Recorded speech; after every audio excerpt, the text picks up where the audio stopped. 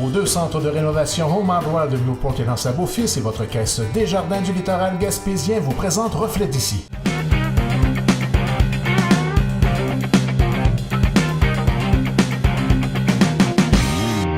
Bonjour mesdames et messieurs, bienvenue à la section entrevue de votre émission Reflet d'ici. Aujourd'hui, je suis en compagnie de Nadia Minassian, préfète de la MRC du Rocher-Percé. Bonjour, bienvenue en studio. Bonjour, merci beaucoup. Alors, la MRC a adopté au début de l'année sa planification stratégique pour 2019 à 2023. Oui. Tout d'abord, pour ceux qui ne connaissent pas le principe d'une planification stratégique, qu'est-ce que c'est? En fait, une planification stratégique, c'est l'organisation de nos orientations. Alors, ce qu'on a fait, c'est, moi, ça faisait déjà une année et demie que j'étais là avant ce mandat-ci. Alors, j'avais discuté avec les employés, j'avais lu tous les rapports qui avaient été envoyés, tout ça. Alors, j'avais une bonne idée des différentes orientations que la MRC devait prendre, aussi avec la planification antérieure qui avait été faite à l'époque avec Mme Leboutillier. Et quand on a eu le nouveau mandat avec un nouveau conseil des maires, c'était vraiment le moment opportun de venir rafraîchir cette planification stratégique-là parce qu'il y avait déjà beaucoup d'éléments qui avaient été déjà faits dans l'ancienne. Et avec la nouvelle conjoncture économique, il y avait aussi des orientations qu'on devait prendre, mais qui n'étaient pas nécessairement dans la planification. Alors, on a pris tous les documents qu'on a reçus, toutes les préoccupations des employés, tout ça, on les avait colligés. On s'est enfermés tous les élus ensemble et on a dit quelles sont les orientations qu'on va prendre pour les 3 prochaines années, mais qui vont avoir un impact pour la MRC pour les 10 prochaines années. Alors, c'était vraiment ça l'orientation qu'on prenait. Et le document que vous voyez, que vous retrouverez sur notre site Web, c'est vraiment le résumé de tout ça.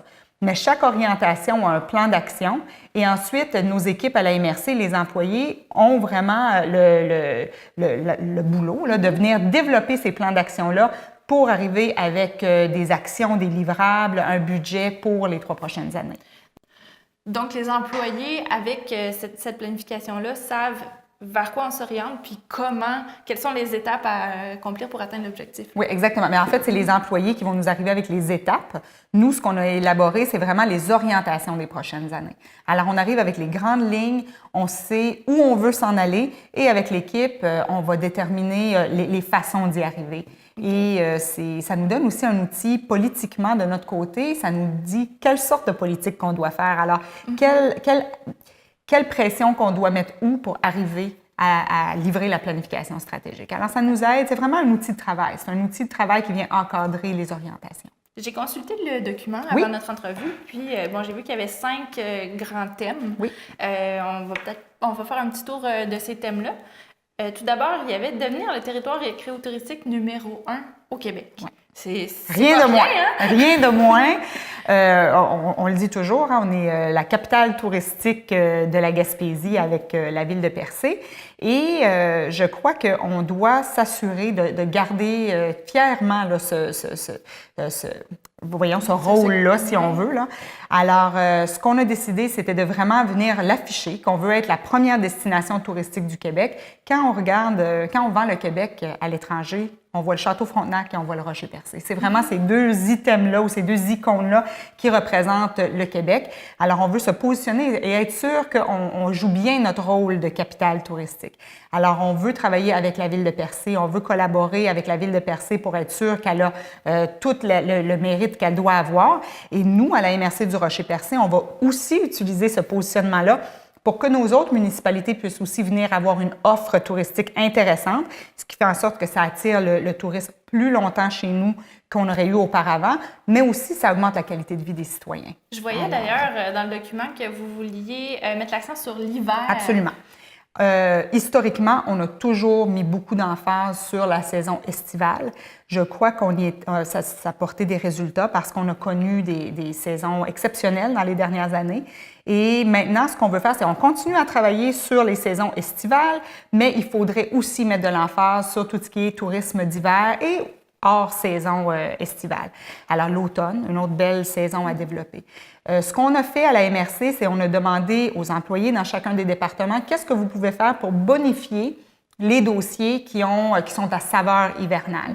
Alors, que ce soit au niveau du pointage dans les fonds d'aide aux organismes, que ce soit au niveau du pointage au niveau des entreprises, des prêts qu'on peut faire avec les entreprises, c'est qu'on ne va jamais pénaliser quelqu'un qui n'a pas un projet hivernal, mais plutôt on va venir bonifier et d'amener un support additionnel sur les dossiers qui vont avoir une saveur hivernale. Alors, encore une fois, ça vient augmenter notre possibilité touristique, mais ça augmente aussi la qualité de vie des citoyens. L'hiver, comme on a vu cette année, ça peut être long. Et quand il y a des belles activités, quand on a des belles infrastructures, ça devient d'autant plus agréable de vivre en Gaspésie. Alors, on veut mettre beaucoup d'efforts là-dessus dans les prochaines années. Donc, le rôle de la MRC là-dedans, ça va être, comme vous disiez, d'apporter un support aux différents projets du milieu. Là. Absolument, exactement. Et s'assurer qu'on ait les infrastructures pour réussir notre tourisme hivernal. Je vais vous donner un exemple. Si on parle de la motoneige, la motoneige, il faut s'assurer que les pistes de motoneige soient en bon état. Il faut s'assurer, si jamais les pistes de motoneige ne passent pas à la grandeur de la MRC, c'est toutes les municipalités qui vont être pénalisées. J'irai même plus loin au niveau régional. C'est un dossier que j'aborde beaucoup au niveau de la table des préfets également, parce qu'encore une fois, si jamais les pistes de motoneige ne sont pas en bon état dans la MRC avoisinante, il y a des bonnes chances qu'on n'ait pas de motoneige dans notre MRC non plus. Alors, c'est vraiment un dossier qu'on doit travailler en équipe, les municipalités, tout autour de la Gaspésie. Absolument. Maintenant, deuxième sujet, consolider l'économie et la bonifier. Oui. Ça, c'est très large. Quand on parle d'économie, tout est possible. Donc, où est-ce qu'on s'en va avec ça? Bon, quand on parle de consolider l'économie, je vais utiliser, par exemple, l'exemple des pêches, où est-ce qu'on a déjà une économie au niveau des pêches, outre les situations qu'on a connues récemment. Il reste que le secteur des pêches est un secteur qui est extrêmement structurant pour la MRC du Rocher-Percé, très important, et on doit continuer à venir la consolider. Alors, quand on voit la municipalité de Grande-Rivière arriver avec un projet de hub halieutique, c'est le type de dossier qu'on va venir supporter à la MRC parce qu'on est en train de consolider l'économie. Sainte-Thérèse avec un projet de parc industriel au niveau du bioalimentaire, c'est aussi des dossiers qu'on peut venir supporter. La municipalité de Percé a des dossiers touristiques au niveau de la fiscalité. On va venir supporter ça également. Si on regarde à Chandler, on parlait beaucoup d'infrastructures. Alors là, on était vraiment, pour l'économie, on parle surtout de venir consolider l'intermodalité des transports qu'on a eu autrefois, que malheureusement, avec les années... Avec le quai, le train... Exactement. On avait ce qu'on appelle l'intermodalité des transports. Alors, le train se rendait au quai. Le quai, on avait un quai qui était fonctionnel à l'époque. L'aéroport qui est pas loin aussi. Alors, de vraiment venir retravailler cette intermodalité-là, c'est un dossier qu'on va accompagner la ville de Chandler avec ce dossier-là. Et si on regarde à Port-Daniel-Gascon, là, je vais tomber dans le volet bonifier l'économie. On a un nouveau secteur qui est le secteur des technologies propres. Et c'est un dossier que j'ai déjà discuté ici d'ailleurs, que moi je pense est extrêmement prometteur. Et selon moi, ça va être une des sources de diversification économique pour la Gaspésie dans les prochaines années. C'est un dossier extrêmement porteur pour la région. Et c'est vraiment relativement nouveau, non seulement à Gaspésie, mais au Québec. Alors, on a la chance d'être innovant là-dedans et de là vient le terme bonifié au niveau de l'économie. Parfait. Maintenant, conserver les services de proximité. Oui. Est-ce que, tout d'abord, est-ce qu'il y a une problématique dans la région par rapport aux services de proximité? Là, on va venir chevaucher avec d'autres secteurs aussi, d'autres volets, parce que quand on parle des services de proximité, c'est certain que la démographie joue un rôle. Hein? Le moins qu'on a de gens, le plus que nos services sont fragilisés, que ce soit au niveau des services médicaux, que ce soit au niveau de l'éducation, nos services deviennent fragilisés. Alors, ce côté-là des services de proximité, on va le travailler surtout avec l'attraction de nouvelles personnes, de nouvelles familles. Oui. L'autre chose au niveau des services de proximité, c'est la qualité de vie de nos citoyens. Et là-dessus, on s'est développé des politiques, des politiques plus larges, mais où on est capable de faire des actions bien précises. On parle ici de la politique sportive de la MRC du Rocher-Percé. On voit que dans chaque municipalité, on a des infrastructures. On doit garder ces infrastructures-là actives. Alors, comment est-ce qu'on peut faire pour s'assurer d'accompagner nos municipalités à offrir une offre sportive audacieuse qui va les permettre de garder leurs infrastructures debout? Ça, c'est un accompagnement qu'on veut donner de notre côté. Mais aussi que tous les citoyens aient accès au maximum de sport et de loisirs de la MRC à un coût similaire. Ça devient extrêmement important aussi pour l'équité. Donc, de pouvoir partager ça entre les différentes municipalités, est-ce que ça serait une option? Oui, et c'est quelque chose qui historiquement ne se faisait pas. D'ailleurs, on est la première MRC au Québec à avoir une politique sportive au niveau de la MRC et non pas au niveau d'une municipalité. Alors, c'est d'avoir amené 5 municipalités à collaborer ensemble, c'est déjà vu d'un très bon œil au niveau du gouvernement. Et là, nous, ce qu'on veut faire, c'est venir accompagner nos municipalités, faire de la pression politique, aller chercher des sommes supplémentaires pour des appuis pour venir supporter les infrastructures et aussi pour s'assurer que nos citoyens aient des services de proximité, alors qu'ils aient accès à la même offre sportive qu'ils auraient dans les grandes villes. Et je pense qu'on est en mesure d'y arriver si on collabore tous ensemble. Très bien. Maintenant, maintenir, améliorer et développer les infrastructures de transport. On sait que le transport, c'est un dossier que vous travaillez depuis longtemps. Depuis longtemps, et puis, donc, qu'est-ce qu'on va faire pour pouvoir améliorer ce secteur-là? Bon. Lorsqu'on a pondu la planification stratégique, on n'avait pas encore tous les résultats avec l'aéroport aussi. Alors là, je pense que depuis ce temps-là, on a eu une excellente nouvelle. On est vraiment dans l'allongement de la piste de 1000 pieds de plus. Alors ça, c'est un volet du transport qui était extrêmement important. Je vais encore faire un parallèle avec services de proximité. Nos citoyens doivent avoir accès aux mêmes services médicaux que les gens dans les grands centres. C'est extrêmement important. Donc, pour l'avion hôpital, c'est essentiel. C'était essentiel pour nous que si jamais les services sont donnés dans les grands centres urbains, il faut que nos citoyens puissent être transportés là de façon sécuritaire, rapide et efficace. Alors, le dossier de l'aéroport, c'est un dossier qu'on est en train de travailler au niveau du transport et par la suite, il y aura tout le volet de développement économique à développer une fois que la piste va être là. Et pour ceux qui ont un syndrome de la pépine, parce que là, tout le monde dit, quand est-ce que ça va commencer? Là, on est dans la planification, les devis et tout ça, c'est une grosse partie du travail faire ça. On est là-dedans actuellement. Alors, on pourrait voir dans 6 mois, à peu près 6 mois, 1 an, là, on pourrait commencer à voir des réels travaux. Des pépines. Oui, des pépines, justement. Quand on regarde dans le transport, on parle aussi du dossier du rail. Il y a eu le 100 millions qui a été annoncé pour le rail en Gaspésie. Je crois que c'est extrêmement important de continuer à garder de la pression là-dessus parce qu'on sait que ça va coûter un peu plus que 100 millions. Encore une fois, je vais répéter, je vous en ai déjà parlé ici, où ce que certains citoyens qui vont me voir, ils vont me dire « mais pourquoi travailler sur le rail? On n'y croit plus nécessairement. Pourquoi travailler sur les aéroports? On n'y croit pas nécessairement. Pourquoi vous travaillez sur les quais? Ça va coûter cher. » Alors pourquoi, justement? Et je veux que ça soit très clair, moi, comme préfète, je ne vais jamais signer pour se débarrasser de nos infrastructures. C'est des infrastructures qu'on a, ça coûterait des millions d'être capable de ravoir ces infrastructures-là. Alors, tant et aussi longtemps que je suis là, je vais travailler sur tous les dossiers de transport de façon égale et équitable parce que je suis d'avis que le gouvernement doit supporter les infrastructures de transport dans la région. On ne doit pas se permettre d'en perdre davantage. C'est extrêmement important pour nous et c'est ce qui va assurer la mobilité de nos citoyens et c'est ce qui va assurer que le facteur d'éloignement soit réduit. Alors, c'est très important. Ça sert aussi le développement économique. Exactement. Alors moi, tant que le gouvernement ne dit pas qu'il ne travaille plus sur un dossier de transport, moi, je vais continuer à le travailler. Et ça, j'espère que les gens le comprennent parce que c'est tellement important qu'on maintienne toutes nos infrastructures. Quand on parle d'infrastructures de transport, est-ce qu'on inclut aussi le transport en commun à l'intérieur de la MRC puis aussi interurbain? Oui, absolument. Si on regarde Transport Aisance, si on regarde aussi le programme Régime, on a un siège à la MRC. Au niveau du Transport Aisance, c'est M. Cyr qui est là. Au niveau du Régime, c'est moi et Mme Langlois qui y sont.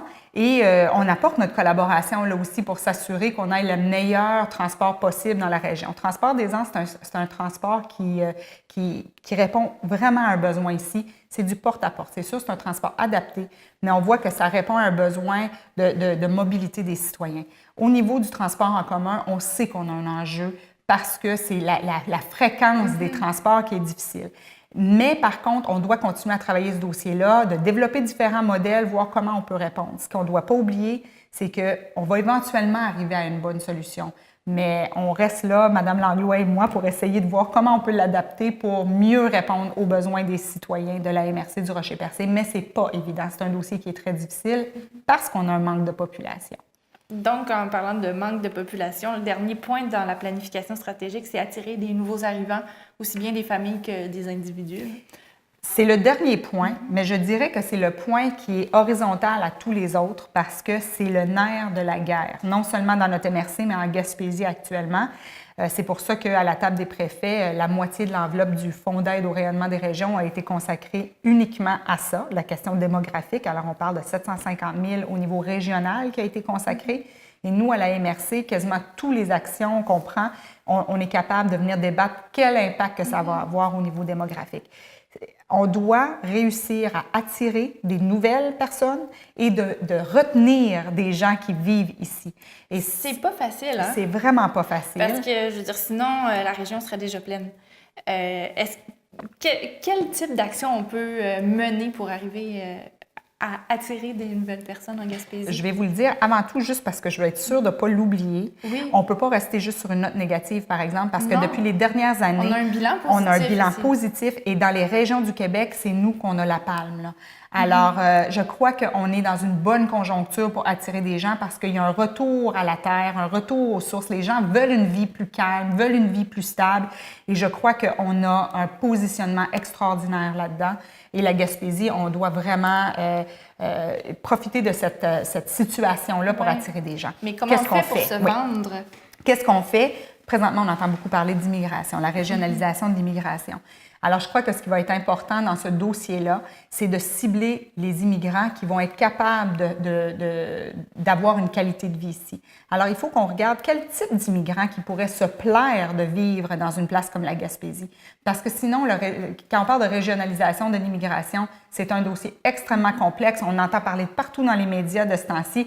La grosse question, c'est qu'est-ce qu'on doit faire pour s'assurer qu'on puisse attirer en région des immigrants qui vont s'y plaire et des immigrants qui vont pouvoir s'intégrer. Qui vont pouvoir s'intégrer, qui vont s'établir pour de bon. Là. Exactement.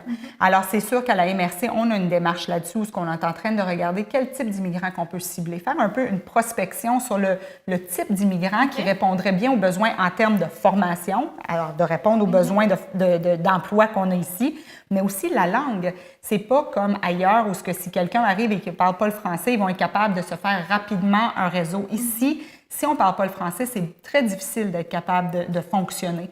Alors, d'être capable de vraiment cibler le type d'immigrant qui vient d'un pays francophone. Et troisièmement, d'être capable de cibler un immigrant qui vient d'une région côtière. On a tendance à penser que tous les immigrants veulent être à Montréal, mais il y a plusieurs immigrants qui viennent de régions côtières ou Et qui pourraient être intéressés à vivre près de la mer. Exactement. Il y en a qu'à tous les matins, là, ça les manque de ne pas regarder la mer. C'est sûr que la nôtre est peut-être un peu plus froide que la leur, mais par contre, elle est là quand même. Alors, je pense qu'on doit cibler le type d'immigrant qu'on veut régionaliser. Excusez, ça a l'air très simpliste, la façon que je dis ça, mais c'est un enjeu en soi. Mais aussi, la personne la plus facile à garder en Gaspésie, c'est le Gaspésien. Alors, on ne doit absolument pas cesser de travailler sur la rétention des jeunes Gaspésiens. Et moi, je pense que c'est aussi jeune que dans les écoles. On doit commencer à travailler sur le sentiment d'appartenance à la région.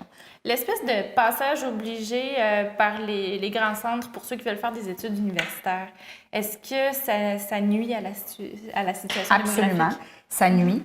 Là, je vais vous donner une opinion personnelle. Là, je n'ai pas fait de hautes études là-dedans. Là. Je vais vous expliquer. C'est vraiment une opinion. Mais je pense qu'avec la venue là, de la formation à distance, tout ça, on a vraiment lieu d'explorer des nouveaux modèles. Parce que oui, c'est un frein. C'est absolument un frein qu'on envoie nos jeunes cerveaux à l'extérieur. Mais avec l'Internet, il n'y a aucune raison qu'on ne soit pas capable d'offrir une meilleure offre universitaire ou une meilleure offre de formation dans la région. Et ça, je pense qu'on a beaucoup de travail à faire là-dessus. D'ailleurs, on fait déjà beaucoup là-dessus. Percé le fait particulièrement Mme Poirier avec l'Université Laval. Ils sont en train d'essayer de trouver un nouveau modèle qui va permettre aux gens d'avoir une formation universitaire en région. L'UQAR en fait beaucoup aussi. Moi, d'ailleurs, j'ai eu mon diplôme de 2e cycle ici. J'étais assise à l'École des pêches, là, puis je suis finissante de l'UQAR. Alors, il y a des moyens, il faut juste les rendre plus accessibles. Mais on doit travailler sur nos jeunes. Et quand on a fait le sondage J'écoute la jeunesse, on a ciblé les gens entre 13 et 35 ans pour voir quelles sont leurs attentes envers la région, pourquoi ils s'établiraient, pourquoi pas. Ce qu'on a réalisé, c'est que dès un jeune âge, les parents disent aux jeunes qu'il n'y a pas d'opportunité en Gaspésie. C'est vrai. Et ça, c'est un enjeu majeur pour nous dans la région. Si les parents faisaient attention à la manière qu'ils parlaient aux jeunes et qu'à la place de dire qu'il n'y a plus d'emplois, parce que c'est plus la réalité maintenant. On a beaucoup d'emplois et on a de la difficulté à combler ces postes-là. Manque de main-d'œuvre. Exactement. Si le discours qu'on disait à nos enfants, c'était qu'en région, il y a de l'opportunité, que ce soit au niveau de nouvelles entreprises, que ce soit au niveau dans la fonction publique, que ce soit comme professeur, il y a de l'emploi, on cherche des gens, mais il y a une qualité de vie qu'on devrait vendre à nos enfants dès un jeune âge. Et que ce soit au niveau de la maison et au niveau de l'école aussi, il faut qu'on change notre discours. Ça va être très important. Donc, c'est beaucoup d'objectifs pour les prochaines années à la MRC. J'ai l'impression que ça va travailler fort dans les bureaux. Oui, et là, on vous le dit de façon large. Là, je me fais porte-parole du Conseil des maires, je vous le dis de façon large, mais chaque objectif ou chaque orientation a un plan d'action très clair avec des actions et des livrables et un budget qu'on va attribuer à ça pour être capable d'arriver avec des résultats concluants. Donc, c'est beaucoup de gens qui vont travailler au déploiement de cette planification. Absolument. On peut trouver la planification sur le site web de la MRC, site web qui a été d'ailleurs fraîchement refait. Oui, exactement. Le site web a été refait. On a aussi une page Facebook, une page Twitter, mais je dirais que au niveau de Facebook, la plupart des informations circulent là. Alors, on inviterait les gens d'aller aimer la page Facebook, mais aussi d'aller consulter le site web où tous les documents de la MRC se retrouvent. Alors, c'est important là, de s'intéresser. Puis, on veut que les gens s'intéressent à ce qui se passe à la MRC. Puis, je pense qu'il y a des belles choses qui se passent et j'espère que les gens vont faire le suivi de la planification. Nous forcer aussi de livrer la marchandise. Hein? Il faut que les bottines suivent les babines. Alors, aux 3 mois, à la séance publique, on va toujours faire un petit topo de où est-ce qu'on en est dans la planification. C'est quelque chose qu'on s'est engagé de faire pour être capable d'arriver avec quelques actions où on a mis un petit peu plus d'efforts ou des résultats. C'est motivant ou des choses. En même temps. Exactement. Alors, de tenir la population au courant que ce n'est pas juste une belle planification, mais c'est vraiment des objectifs clairs. Et nous, on va aller faire de la politique dans ce sens-là à Québec et à Ottawa. Très bien. Donc, Nadia Minassian, merci beaucoup. C'est moi qui vous remercie.